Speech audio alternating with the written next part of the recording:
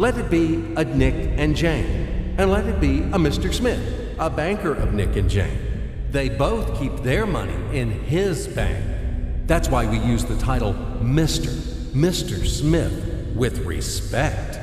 Nick really wants to buy, well, let's say Jane's bicycle, but he has no money.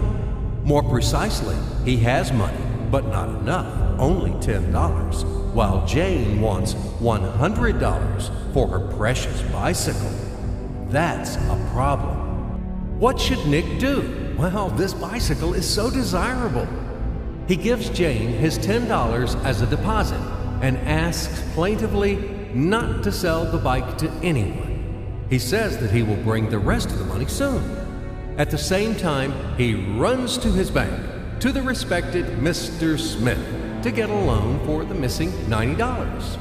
As ill luck, Mr. Smith has no money at this moment, but he knows perfectly about $10, which Nick gave to Jane. And where will Jane bring his money to? That's right. She will put these $10 in her lovely bank to the same Mr. Smith. Therefore, Mr. Smith asks Nick to come back tomorrow in the hope that tomorrow he will get these $10. And everything happens this way. The next day, Jane brings $10 to the bank. The bank provides Nick these $10 on credit. Nick immediately gives them to Jane. She again puts them in a bank. The bank again provides Nick these $10 on credit, etc. As long as Nick the fool will gather enough money for the bicycle. Don't you get confused yet? Be patient, I told you.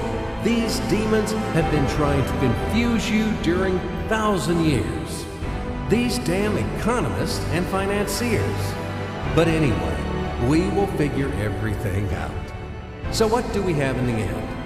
Nick finally got the bike from Jane. Wow! But at the same time, Nick owes $90 to the bank, Mr. Smith, and the bank, in its turn, owes $100 to Jane. In other words, those $10, which existed initially, have magically turned into $200, $190 of debts plus real $10. But these $10 would also turn into $1,000, even in $1 million or $1 billion, if Nick would make a more expensive purchase. In this case, our $10 would make the increasing number of its cycles, circuits from hands to hands. That's it. So, what happens in today's world? SOS! It appears that banks also make money out of thin air and multiply them. Not only Fed can produce money, but banks either. In short, everybody can do this, except you and me. We are not in the business at this celebration of life. I would like to print or draw some money as well. In fact, these banks multiply money without any control. And we're still wondering why the banker lives better. What naive fools are we? Now it is clear why. The one who produces the money, of course, lives better. But this is not enough. From this moment, poor Nick will never be able to repay his debts owed to the bank, no matter how hard he would work.